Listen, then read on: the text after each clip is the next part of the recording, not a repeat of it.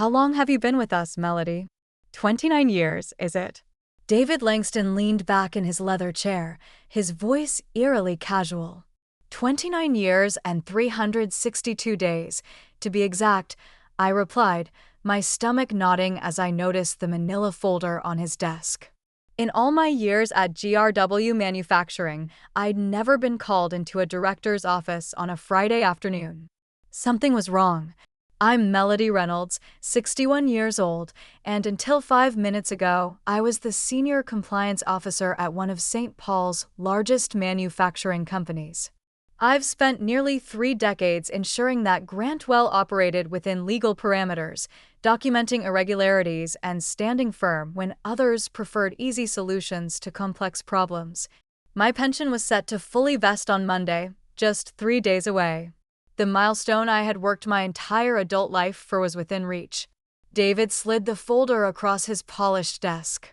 Due to budget constraints, we're letting you go, he said, his eyes never meeting mine. Effective immediately. The room seemed to tilt slightly. Budget constraints? Grantwell had just announced record profits last quarter. This is your severance package, he continued, tapping the folder with his manicured finger.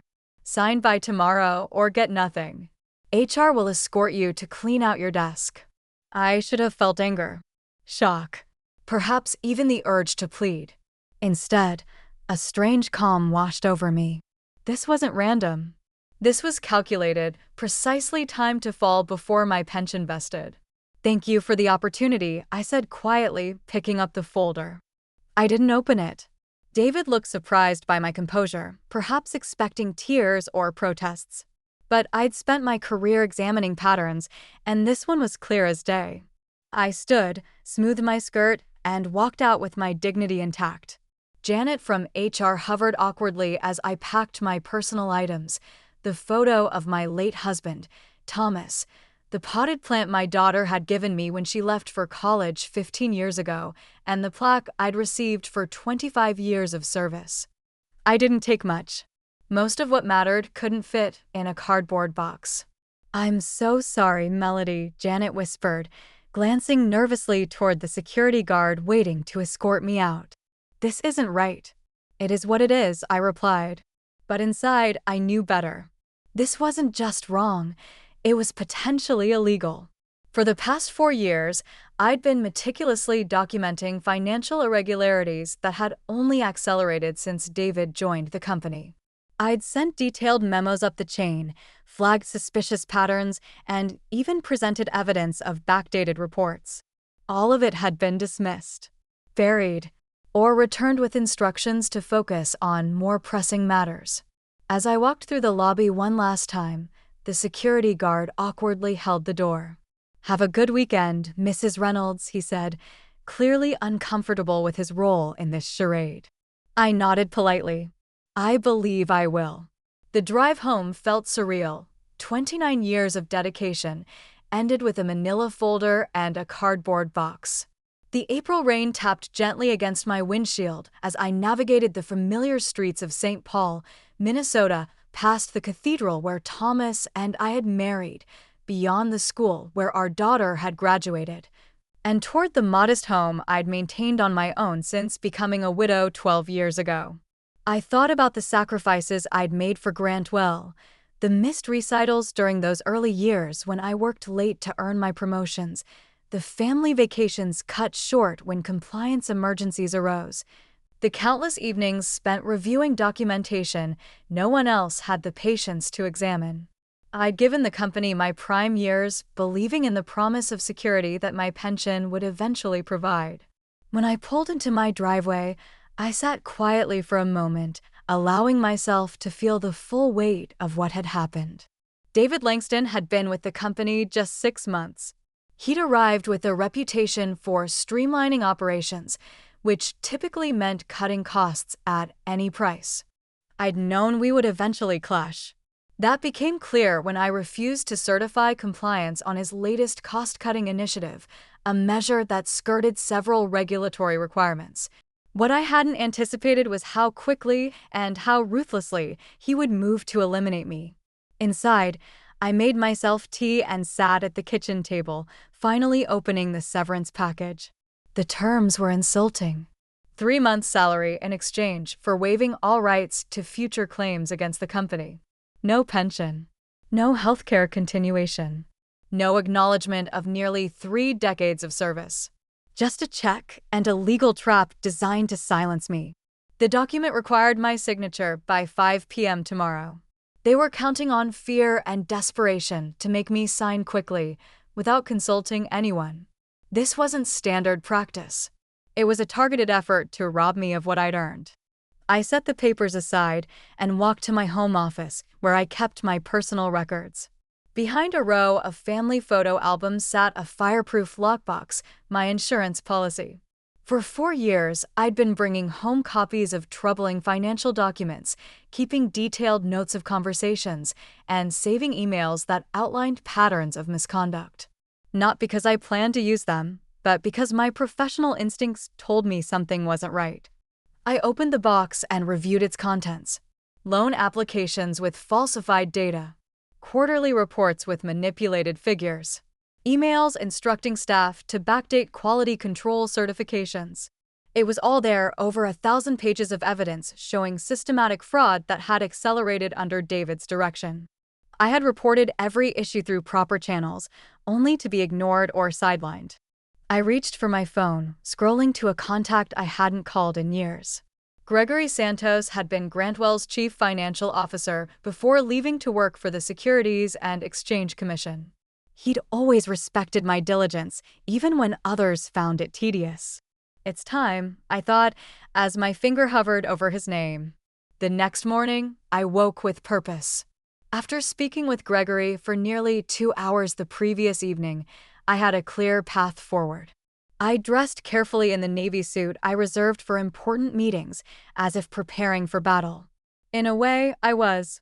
Gregory had listened intently as I outlined the situation and described the documentation I'd collected. His response was measured, but resolute. "This isn't just wrongful termination, Melody. Based on what you're describing, Grantwell could be facing serious securities violations. The timing with your pension, that's just the tip of the iceberg." He explained the whistleblower protections available through the SEC and arranged for me to meet with his team on Monday morning. "Don't sign anything," he cautioned, "and secure those documents somewhere safe." I spent Saturday morning making copies of everything, organizing the evidence chronologically, and preparing a detailed index. The work kept my mind focused, preventing the anger and hurt from overwhelming me. By noon, I had 3 identical packages ready. One for the SEC, one for my personal records, and one that would serve as leverage if needed. My phone rang several times throughout the day. Janet from HR. David Langston. Even the company's general counsel. I let each call go to voicemail, listening to their increasingly urgent messages. "Melody, we need that paperwork signed today." David's voice was tense. "I can come by and pick it up, if that helps." The legal counsel was more direct. "Miss Reynolds, it's imperative we receive your signed agreement before close of business. Failure to comply could jeopardize your severance package entirely." Their desperation confirmed what I already suspected. They knew they were vulnerable and wanted my silence secured before the weekend ended. At 4:30 p.m., my doorbell rang. Through the peephole, I saw David standing on my porch, his expensive suit looking comically out of place in my modest neighborhood. I didn't answer. "Melody, I know you're in there," he called through the door. This is ridiculous. Just sign the papers, and we can all move on." I watched silently as he eventually placed an envelope in my mailbox and returned to his luxury sedan. Only then did I retrieve it. Another copy of the same agreement, with a handwritten note. "Final opportunity. Signed by 9 a.m. Monday." That evening, my daughter called for our weekly chat. Elizabeth was concerned by the strange tone in my voice. "Mom, what's going on? You sound different." I considered downplaying the situation, but decided against it. Elizabeth deserved the truth. "I was terminated yesterday," I said simply. "What?" But you're just days away from your full pension. They can't do that. They did, I replied. But don't worry. I'm handling it. Do you need me to come home? I can be on a flight from Denver tomorrow. No, sweetheart. Stay put. I've got this covered. After we hung up, I sat in my living room as darkness fell, thinking about Monday's meeting with the SEC. For years, I had tried to address these issues internally, believing in the system and the company's integrity. I'd been loyal, discreet, professional, even when I suspected serious wrongdoing. But Grantwell had made its choice. Now, I would make mine. I would not be signing their agreement. I would not be silenced. And most importantly, I would not let them discard 3 decades of my life without consequence. Monday couldn't come soon enough. Monday morning arrived with a clarity I hadn't felt in years. I dressed carefully, placed my documentation in a secure briefcase, and drove downtown to the federal building where Gregory had arranged our meeting. The weight of what I was about to do sat heavily on my shoulders, but there was also a sense of rightness to it all. The SEC offices were understated, but imposing, all glass partitions and hushed conversations. Gregory met me in the lobby, his familiar face lined with more years, but still carrying the sharp intelligence I remembered. "Melody," he said warmly, shaking my hand. "I wish we were meeting under better circumstances." "It's good to see you, Gregory," I replied. "Thank you for taking this seriously." He led me to a conference room where 2 other investigators waited. Angela Brennan, a senior enforcement attorney, and James Weston, a forensic accountant. Both greeted me with professional courtesy. "Mrs. Reynolds," Angela began, "before we start, I want to confirm that you understand the process we're initiating today. Once you share this information with us, an investigation becomes official. There's no turning back." I nodded. I understand completely.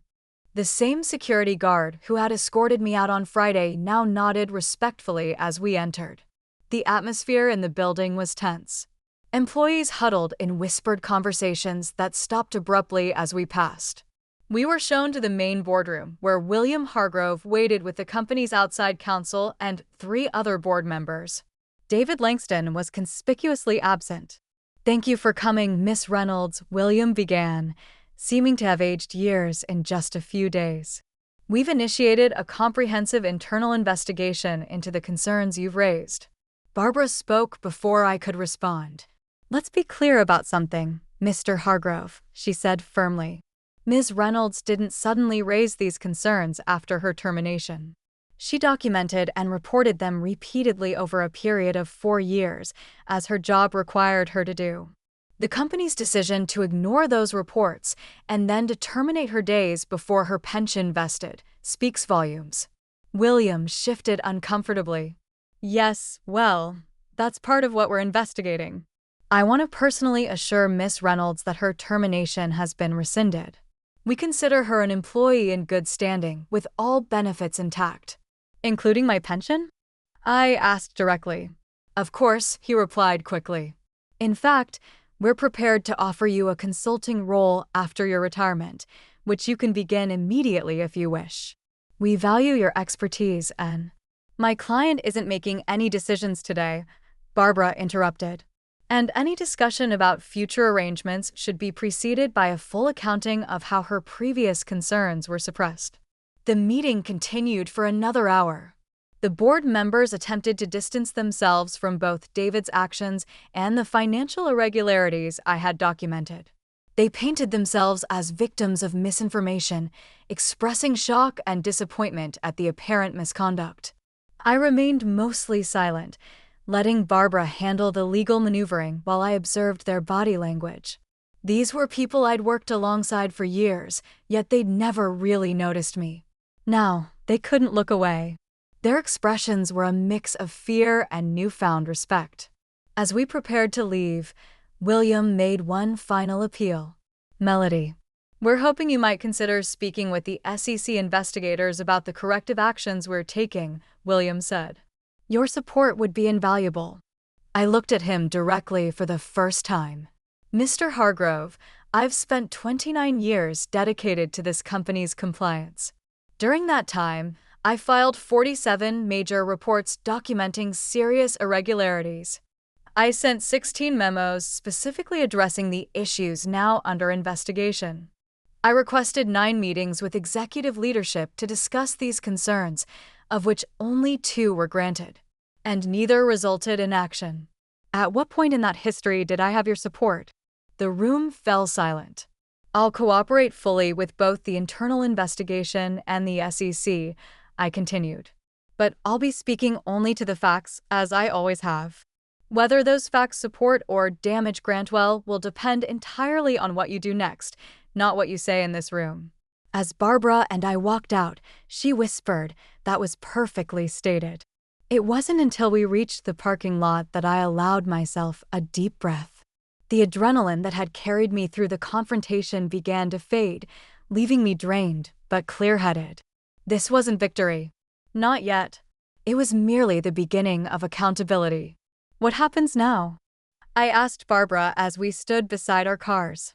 Now, she said, smiling slightly, they scramble to save what they can while the investigation continues. But make no mistake, Melody, they're terrified of you. I shook my head. They're not terrified of me. They're terrified of the truth. There's a difference. Barbara nodded thoughtfully. There is indeed. And that difference is why you'll win this, regardless of how it plays out. As I drove home, I wondered what Thomas would have thought of all this. My late husband had always encouraged my meticulous nature, even when others found it frustrating. Your attention to detail isn't a quirk, Melody, he'd say. It's a superpower. Perhaps he'd been right all along. By Friday, exactly 1 week after my termination, the story had evolved into a full-blown corporate scandal. The SEC had issued formal requests for information from Grantwell. An internal memo from William Hargrove announced David Langston's immediate suspension pending investigation. The company's stock had dropped nearly 30%, triggering concerns from major investors and partners. I was no longer just Melody Reynolds, overlooked compliance officer. Business journals now referred to me as a whistleblower, the woman who exposed Grantwell. The sudden attention was uncomfortable, but I remained focused on the process, working closely with the SEC investigators who now had offices set up in a separate building near Grantwell's headquarters. The evidence I'd provided had opened many doors. But the investigation was revealing even more troubling patterns. Gregory called to update me on their progress. Melody, it's worse than we thought, he said, his voice grave. The financial manipulation goes back at least 5 years, predating Langston. He accelerated it. But he didn't start it. I suspected as much, I replied. There were irregularities I couldn't fully document because I didn't have access to certain executive-level reports. Well, we can access them now, Gregory continued. And they tell a story of systematic fraud designed to inflate the company's value. The board is claiming ignorance, but at least 3 members had to have known. They signed off on key transactions. This news should have vindicated me. But instead, it left me feeling hollow. The company I'd dedicated my life to had been corrupted at levels even I hadn't fully comprehended. The people I trusted with my concerns had been actively participating in the very fraud I was reporting. That afternoon, I received a call from Elizabeth. Her voice was tight with anger. Mom, have you seen the news? They're trying to discredit you. I hadn't. I'd been avoiding media coverage, focusing instead on the official proceedings. What are they saying? I asked calmly. That GRW executive Langston gave an interview claiming you had performance issues and were bitter about being passed over for promotion. He's making it sound like you're retaliating because of personal grievances. I wasn't surprised. It was a predictable defense strategy. Attack the whistleblower's credibility rather than address the allegations. It doesn't matter, Elizabeth, I assured her. The evidence speaks for itself. My performance reviews have been exemplary for 29 years. They can't rewrite that history now. But David was trying to do exactly that. By that evening, several news outlets had picked up his narrative, questioning my motives, and even suggesting I had manipulated documentation to frame him. It was a desperate move from a desperate man. But it still stung to see my integrity questioned so publicly. Barbara called immediately. "Don't respond to any of it," she advised. "The SEC will issue a statement tomorrow clarifying your whistleblower status and the credibility of your evidence. Let the official channels handle this." I wasn't planning to respond, I told her. But I am going to do something else. The next morning, I drove to my local bank and asked to speak with the manager, Tracy Ferguson. I'd known her for years, as she handled most of Grantwell's local banking transactions. "Melody," she greeted me warmly. "I've been following the news. How are you holding up?" "I'm fine, Tracy. But I need access to my safe deposit box." Inside the private room, I opened the box and removed a sealed envelope I had placed there 3 years ago. It contained copies of email exchanges between David's predecessor and 2 board members discussing ways to manipulate financial appearances during a critical acquisition period. I had found these accidentally while archiving old emails, and something had told me to secure them separately from the rest of my documentation. I hadn't included them in my initial SEC report because they weren't directly related to the current issues. But now, with David attempting to undermine my credibility, they provided crucial context, proving that problematic practices had predated my concerns about him specifically. I called Gregory immediately. "I have something you need to see," I told him. "It changes the narrative completely." As I drove to meet him, I felt no satisfaction, only certainty that the full truth would now emerge, regardless of who had tried to bury it. An emergency board meeting was called for Monday morning, 10 days after my termination and 7 days after the SEC investigation became public. I wasn't invited, but I didn't need to be there to know what was happening. The additional documentation I'd provided had accelerated the investigation dramatically, implicating not just David, but multiple board members in a years-long pattern of financial manipulation. Gregory called me from outside the meeting room. "It's chaos in there," he reported. "The SEC enforcement team just presented their preliminary findings. 3 board members have resigned on the spot. David is trying to claim he was just following established practices, but no one's buying it anymore." By noon, Grantwell issued a press release announcing a leadership restructuring and full cooperation with regulatory authorities.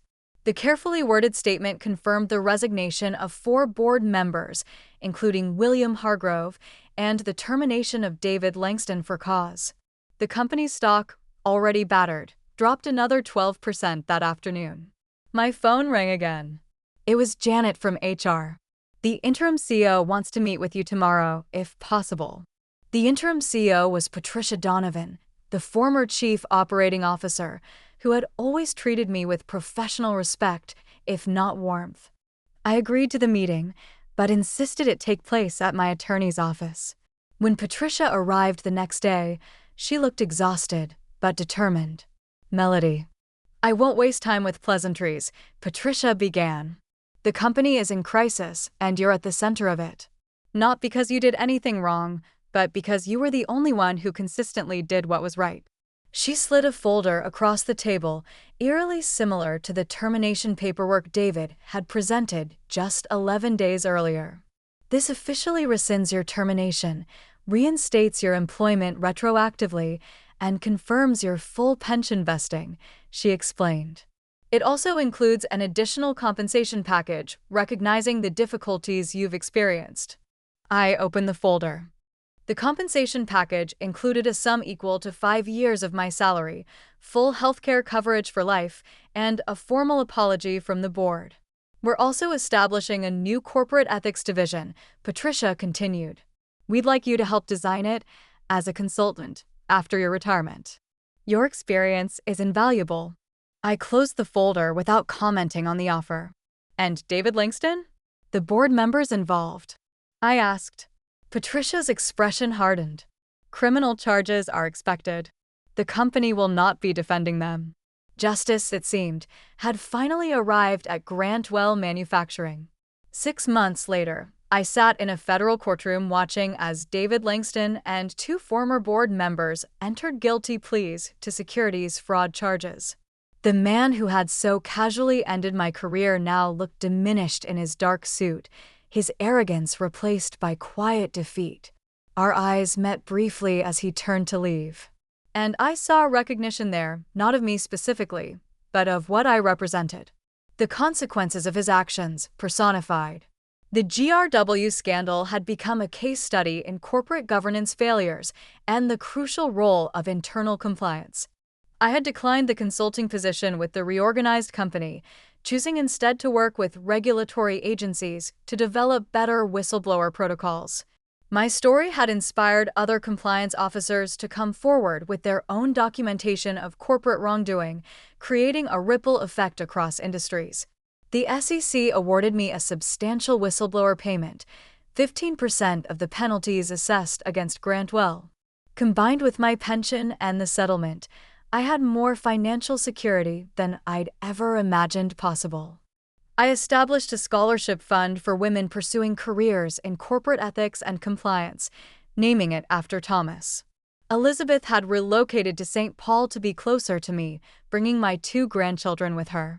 We spent weekends together at my new lakeside home, building memories I'd missed while working all those long hours. One evening, as we sat watching the sunset over the water, Elizabeth asked a question that caught me off guard. "Mom, do you regret staying at GRW all those years, given how it ended?" I considered this carefully. "No," I finally answered. "I regret that it was necessary to expose them, but I don't regret my work there. Integrity isn't just about being honest when it's easy. It's about maintaining your principles even when, especially when it costs you something." Elizabeth nodded thoughtfully. "You taught me that, not with words, but by example." That, I realized, was perhaps the most meaningful outcome of all. Not the vindication, not the financial security, but the knowledge that my choices had shown my daughter what it meant to stand firm in your values, regardless of the consequences. As for Grantwell Manufacturing, the company had survived, though greatly diminished. The new leadership had implemented stringent compliance protocols and transparent reporting practices. They still sent me their annual reports, perhaps as a reminder, perhaps as an apology. I read them carefully, noting the improved practices with quiet, professional satisfaction. Some might see my story as one of revenge, but I've never viewed it that way. I simply did what I had always done: documented the facts, reported the truth, and stood by my findings. The difference is that this time, finally, others were forced to listen,